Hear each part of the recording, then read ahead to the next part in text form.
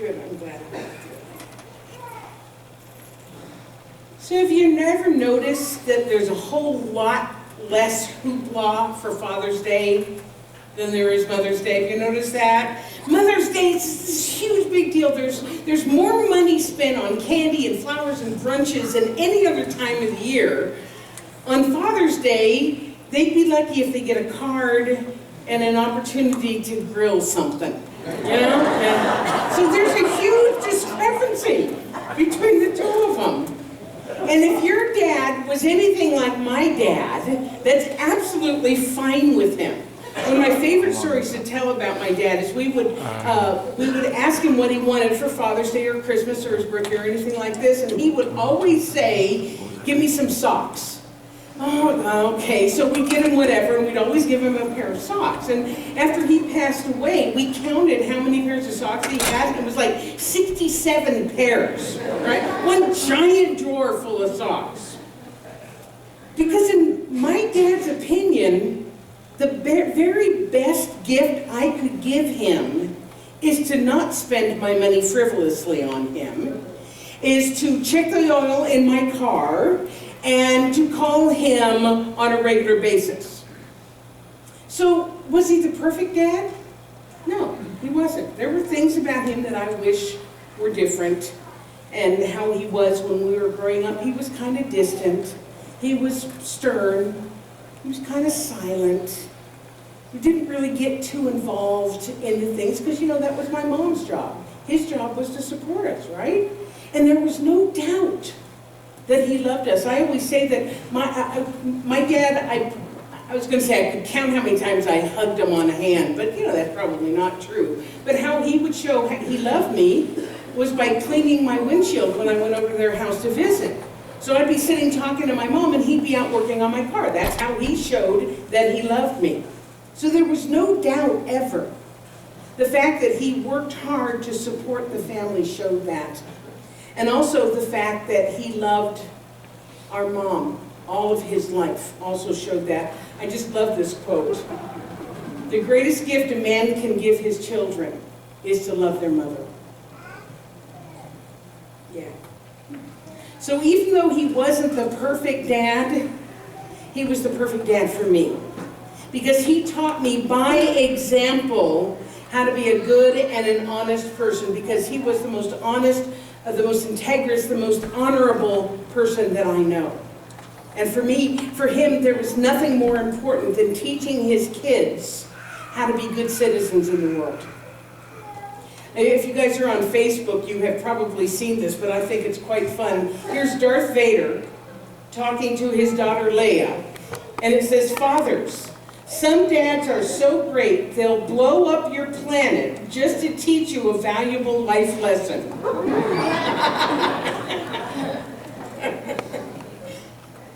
Now, usually, our relationships with our dads is different than the one that we have with our moms. Moms love us no matter what. You know, dads love us too. They just do it in a different way. They may not be the ones to kiss our boo-boos and make them better, but for sure they're the ones who teach us how to avoid getting the boo-boos to begin with, right? For instance, I remember when I was in college, and I had exactly 8 units left to go to get my bachelor's degree. So less than 1 term to go, and I decided that it was a really, really smart thing for me to quit college and go be a country and western singer in a bar in a place called San Bernardino, California, which, trust me, is not all that. So I very earnestly go to tell my dad this, right? Yeah, I'm gonna quit. I realize I only have 8 units to go, but I'm gonna quit. This is it. This is good. This is the right thing for me. I'm gonna quit. And he calmly explained to me that a decision like that would affect me the rest of my life. And if I did, I would be cut off from any support at all. So fortunately, I listened to him, and I completed my education, and then went about screwing up my life a certain amount. But that's another story for another time. So on days like this, especially hearing that song, oh God, it really got to me. I think back on all of those valuable lessons that my dad taught me, and I'm so grateful. My dad's the one who taught me how to understand football. And I'm actually proud to be a rare woman who understands football. I can actually have a reasonable conversation about it because of what my dad taught me. I'm grateful that he loved all of our animals because it made me an animal lover too. I posted on Facebook this morning one of my favorite stories to tell. I grew up, our family dog was a basset hound whose name was Abby. And she was such a brat. And she had him tied around her little dewclaw. And he built her a bed. And every night in the garage, he'd go and he'd put her bed up against the garage door going into the house, because otherwise she'd knock on the door all night long with that big giant basset hound claw, you know? So he'd put that in and she'd get in, and he made her the bed. He never made me a bed, but he made her a bed. And he would take her blanket and he would tuck her in all the way around so she looked like a long fat sausage. He'd turn on her nightlight so she wouldn't be scared at night. So I learned about being an animal lover from him. And I also learned, he had a very smart aleck sense of humor. I'm sure you find that hard to believe, and you know that I didn't inherit that one, right? Yeah. So today, I just want to give thanks to the man who influenced me more than others.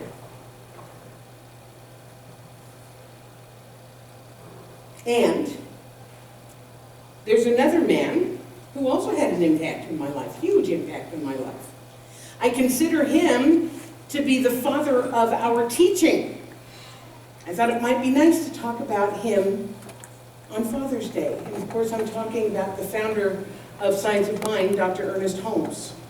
He's the founder of Science of Mind, the founder of Centers for Spiritual Living. His writings, his lectures, his teachings have deeply impacted. Raise your hand if you've been impacted by something with Dr. Ernest Holmes. Absolutely. These writings, what he taught, has taught us how to live fully, how to live abundantly, how to be happy, how do you make intelligent choices, how to be loving. So what I thought we would do today, kind of fun, is to take some of my favorite Ernest Holmes quotes and see what we can learn about them and see how we can apply them in our life. Are you guys up for that? Yeah. Yes? Are we done being sad about our dads?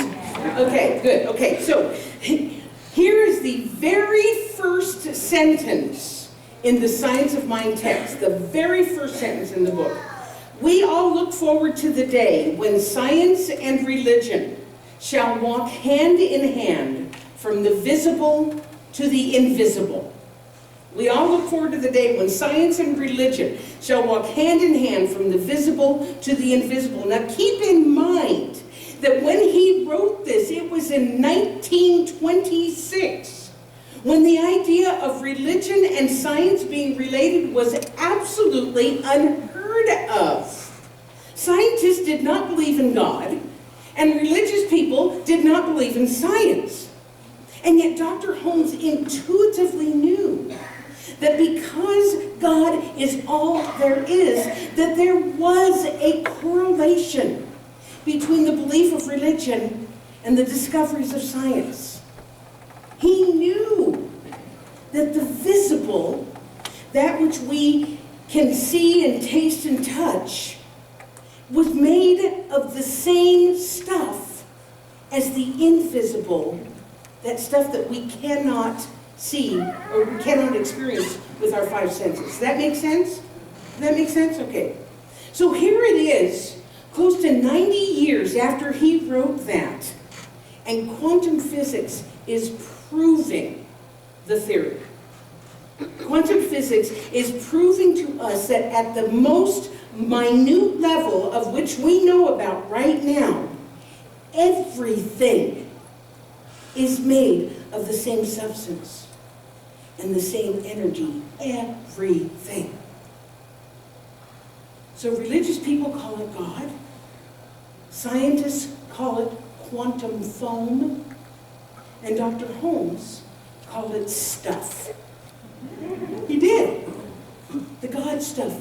Called it stuff. The thing itself.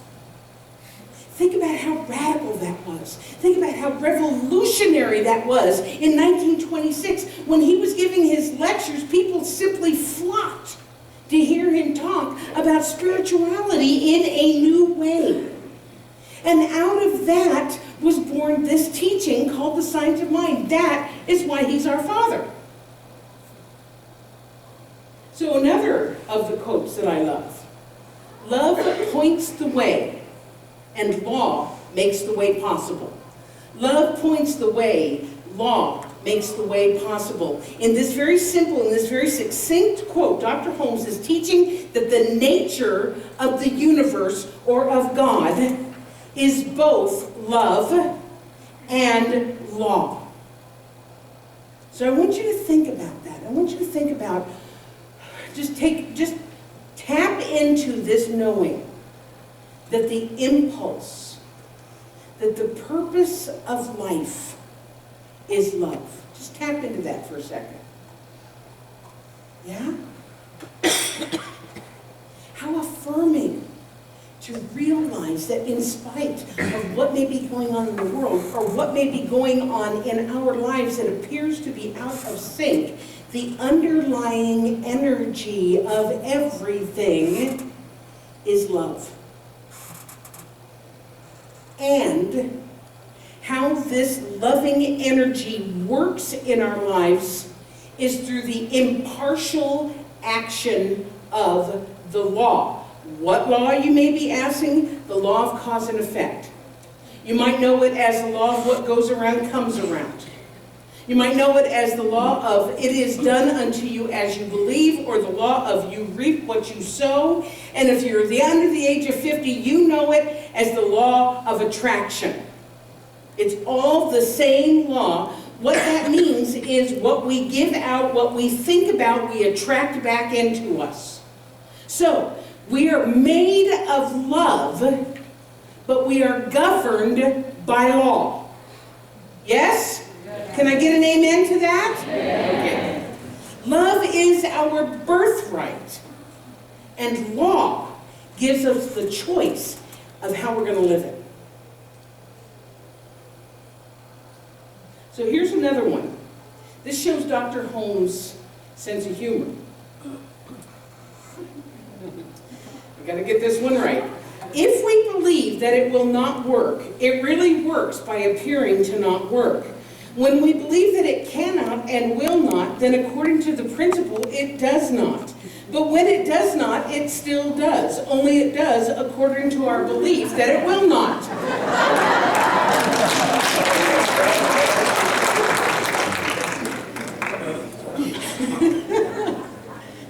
That's in the book.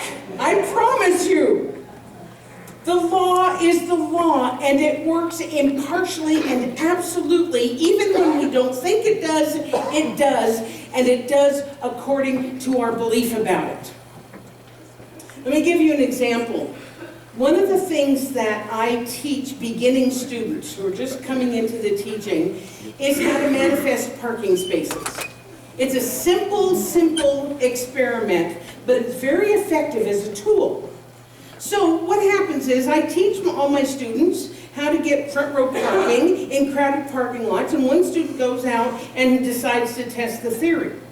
And so they affirm that they're going to get a good parking space, and lo and behold, there it is. And so what happens is they're like, wow, that really worked. Let me try it with something else. So it's a faith builder. You understand what I'm saying? It's a belief builder. But what happens for me is that I have now developed a belief system that as the teacher, I have taught so many of you how to get front row parking. That when I go someplace with you, I never find front row parking anymore. And I used to be a master parking spot getter. So this brings me to another part of one of his most famous, or I say infamous, quotes. Trained thought is far more powerful than untrained thought. Trained thought is far more powerful than untrained thought. What he is saying here is that now that we understand that our thoughts are creative, and we know how powerful this law that responds to our thoughts is, we have this extremely potent life tool available to us. Think about, it's the difference between shooting something with buckshot, that would be like untrained thought, or shooting something with a laser. That would be trained thought. You know what the difference is? The laser shot is bound to be more effective and more accurate. So although all thought is creative, trained thought is more powerful. It is more creative. So yay, right? Because we're learning how to train our thoughts. We're learning how to be more positive. We're learning how to be more creative. And we're seeing it working over and over and over again. However, he goes on to say in the same quote, trained thought is far more powerful than untrained thought, but then he says, the one who gives conscious power to his thought should be more careful what he thinks than the one who does not. The one who gives conscious power to his thought should be more careful what he thinks than the one who does not. And that's the rub. That's the challenge here. Because we're getting trained thought. So our trained thought is that much more effective. We have to be that much more conscious about what we are thinking. I have another silly example for you. At my former center in Temecula, California, I would also bring the ministers and the practitioners up on stage during the service. But it wasn't this kind of a stage, it was just a step up stage, 3 or 4 steps. And one day, as they were making their way up to the stage, I thought to myself, wow, it's a wonder nobody ever trips going up those stairs. Lo and behold, no sooner did I have the thought than my assistant minister lost his footing as he was going up the stairs. And of course I laughed inappropriately, but you know, what can I say? Now, did I make him trip? No. No, I don't think so. But I gotta tell you, knowing how powerful thought can be, it did kind of freak me out a little bit. I have to admit that. So, let's agree, shall we? As people of new thought, as people of this science, let's agree to be a little bit more conscious of our powerfully trained thoughts. Yes? Yes. Can I get an agreement to that? Yes. Okay. So, I had trouble choosing what my last quote was going to be for today because there's so many that I love. I just love everything that Ernest Holmes ever wrote. He's not easy to read. I understand that. That's one of the reasons we take classes, is to learn how to get through the language to the language, if that makes sense. But here are some of my other favorites. I could do a talk on any of them. Principle is not bound by precedent. What that means is that God is not bound by what used to be or what never was. Does that make sense? Yes? God is not, principle with a capital P, is not bound by what went before. The other one, it can only do for you what it can do through you. If we are not an open vessel through which Spirit can express and can know itself, it's not going to be able to do it, according to our thoughts. Ooh, this is a juicy one. We are not punished for our sins, but by them. Of course, we don't believe in sin. We don't believe in sin. Sin, that word is an archery term that means miss the mark. So that quote, we are not punished for our sins but by them. If I want to keep missing the mark, I don't adjust my aim. But when I adjust my aim, then I hit whatever it is that I'm going to hit. But I'm not punished for the sin, but by the fact that I don't adjust my aim. Make sense? Okay. But this is the one probably about the time that I was going to quit college and go be a rock and roll star or a country western star. I would have used this quote. Anything that will enable us to express greater life, greater happiness, and greater power, so long as it does not harm anyone, must be the will of God for us. Anything that will enable us to express greater life, greater happiness, greater power, must be the will of God for us. I remember reading that and calling my mother and saying, I've been doing it right all this time. I was fairly impulsive. I know that's hard to believe. So instead of doing a lot of these, what I thought I would do instead was to close with a meditation, a treatment that Dr. Holmes actually wrote in this thing called Life. So Michelle, I'm going to ask you to come up and noodle. It so beautifully sums up our teaching, and if we allow it, can have a positive impact on our lives. And I also would like to think that this is what fathers would wish for their children. So I invite you to close your eyes. Put yourself into a comfortable, open, receptive position. And simply hear these words. I know that there is a presence and a perfect law irresistibly drawing into my experience everything which makes life happy and worthwhile.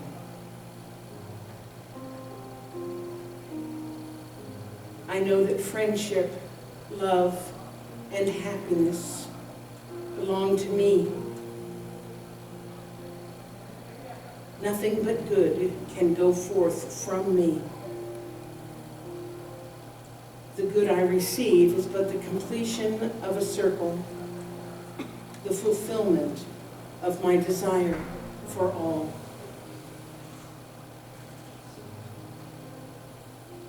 I no longer judge according to appearances, be they mental or physical. I place my reliance in the power, presence, and perfection of God. Freedom and joy are mine today. This freedom and joy spontaneously express themselves in my experience. I permit them to flow through me in all their wonder and might.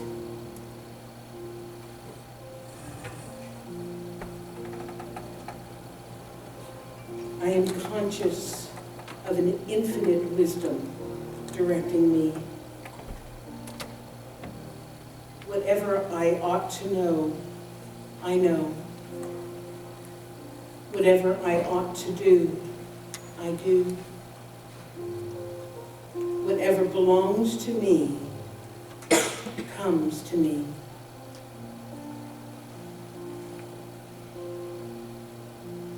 I am compelled to recognize my good, to understand and accept it, and to act upon it.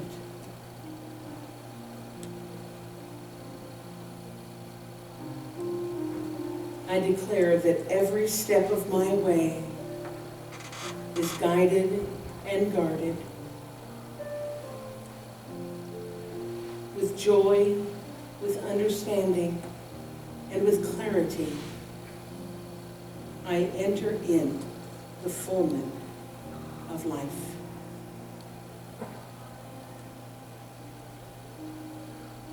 Say with me out loud. I am compelled to recognize my good. I am compelled to understand and accept it. And I am compelled to act upon it.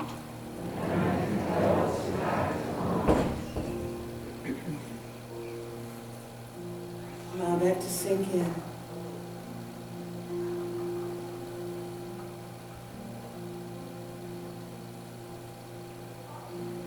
And now take in a deep breath to embody that truth. And when you're ready, open your eyes. Be here now. And so it is. Happy Father's Day.